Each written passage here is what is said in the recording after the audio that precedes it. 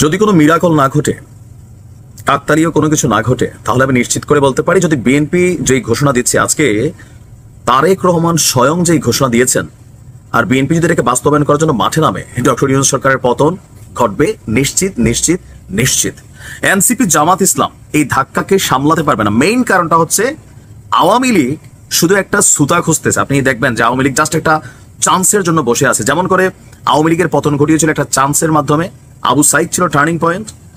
আর BNP মাঠ পর্যায়ে তারা এখন আওয়ামী লীগ মাঠে নামার সুযোগ নেই, কিন্তু বিএনপি মাঠে নামলে আসলেই সরকারের জন্য কোন ধরনের ক্রান্তিকাল আসবে এটা ইমাজিনেশন করাটাও কঠিন। ওই যে তবে যদি কাকতালীয় কোনো ঘটনা না ঘটে।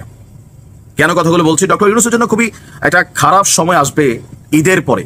সেই 15 বছর ধরে আমরা বিএনপির একটা কথা শুনতাম, ঈদের পরে আন্দোলন, ঈদের পরে আন্দোলন। এটা নিয়ে ট্রলও করছেন, পিনাকি দাও ট্রল করছেন, কিন্তু তারেক রহমান এবং বিএনপির যারা নেতারা আজকে যেই ঘোষণা দিয়েছেন ডক্টর ইউনূসের সরকারের প্রতি তাদের ন্যূনতম আর আস্থা নাই।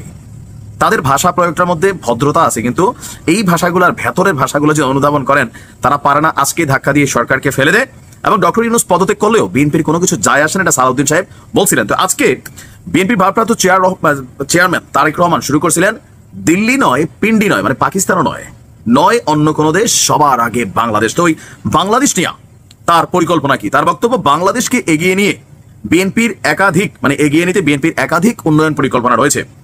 যে কোনো দলের কর্মসূচি বাস্তবায়ন করতে হলে দল দরকার হচ্ছে, মানে যে কোনো ধরনের কর্মসূচি বাস্তবায়নের দরকার হচ্ছে নির্বাচিত সরকার। তবে জাতীয় নির্বাচন নিয়ে এই সরকার টাল বাহানা করছে। অল্প এবং বেশি সংস্কারের মধ্যে এই সরকার জাতিকে ঘুরপাক খাওয়াচ্ছে। মনে হচ্ছে সরকারের ভিন্ন কোনো উদ্দেশ্য আছে। তারেক রহমান বলছেন আগের সরকার মানে আওয়ামী লীগের আমলে জনগণ দেখেছিল আদালতকে অবজ্ঞা করার বিষয়টি, আর এই সরকারের মধ্যে তার প্রবণতা দেখা যাচ্ছে মেয়র ইশরাকের শপথ না পড়ানোর বিষয়টি। ইশরাকের শপথ গ্রহণে বাধা সৃষ্টি করায় আমরা সরকারের স্বৈরাচারী মনোভাবের বহিঃপ্রকাশ দেখতে পাচ্ছি। মানে শেখ হাসিনা যে স্বৈরাচার ছিল সেই স্বৈরাচারী মনোভাব ডক্টর ইউনূসের সরকারের মধ্যেও দেখতে পাচ্ছে জনাব তারেক রহমান এবং বিএনপি। তার বক্তব্য হচ্ছে যে জনগণের প্রতি তিনি প্রশ্ন রেখেছেন। কি প্রশ্ন? যারা আদালতের প্রতি শ্রদ্ধা দেখায় না তাদের কাছ থেকে আমরা কতটুকু সংস্কার আশা করতে পারি। আমি বরাবরই বলছি যে আসলে জয়কালে ক্ষয় নাই, ক্ষয়কালে রক্ষা নাই, বিষয়টা মানে এরকমই তৈরি হচ্ছে। ডিসেম্বরের মধ্যে জাতীয় নির্বাচন আয়োজন করার উপর জোর দিয়ে তারেক রহমান বলছেন আমরা দেখছি 10 মাস পার হয়ে গেলেও নির্বাচনের ঘোষণা করছে না সরকার।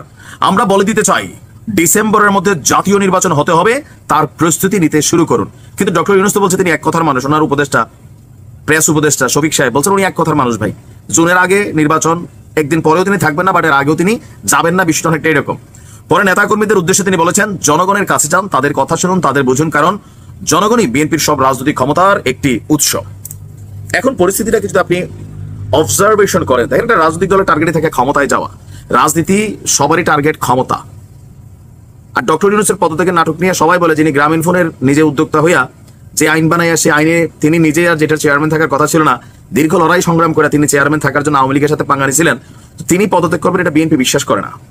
এটা নিয়ে কিন্তু নানান ট্রলিং ইস্যু আছে। আর এখন নির্বাচন ইস্যু, বিএনপির বক্তব্য, নেতারা বলছে যে ঈদের পরে বিএনপি দ্বিতীয় দফা আন্দোলনে নামবে, যে আন্দোলন হবে নির্বাচনের। এখন এই কথা যদি বাস্তবে প্রমাণ করা শুরু করে, এনসিপি নেতাদের কয়েকজনের বক্তব্য ফেসবুকে এগুলো দেখতে শুনতে সুন্দর লাগবে, কিন্তু রাজপথে আসলে যদি বিএনপি নামে ব্যাকআপ আর একটা সাপোর্ট তো আওয়ামী লীগ করবে, এটা বলেন না বলেন। বিএনপির 10টা কর্মী এক লগে বের হলে এখানে একটা আওয়ামী লীগের কর্মী ঢুকে যাবে, আপনি নাকি সামলাইতে পারবেন না, যে কোনো একটা অকারেন্স ঘটাই দিবে। জানি না দেশে কি ঘটতে যাচ্ছে, তবে আমরা চাচ্ছি সুন্দরভাবে একটা নির্বাচন হোক। ডক্টর ইউনূস সাহেব তিনি ক্লিয়ারেন্স দিয়ে দেন নির্বাচন কবে। এইটা নিয়ে পেঁচাইয়া পোচাইয়া, মেয়র ইশরাকের শপথ পেঁচাইয়া পোচাইয়া, মানে প্রতিদিন এগুলো তো মানুষের কাছে ভালো লাগার বিষয় না। মানুষ বলতো যে বিএনপি তাহলে অতিরিক্ত করে যদি সরকার থেকে একটা স্পষ্ট ঘোষণা আসতো। ভালো থাকুন।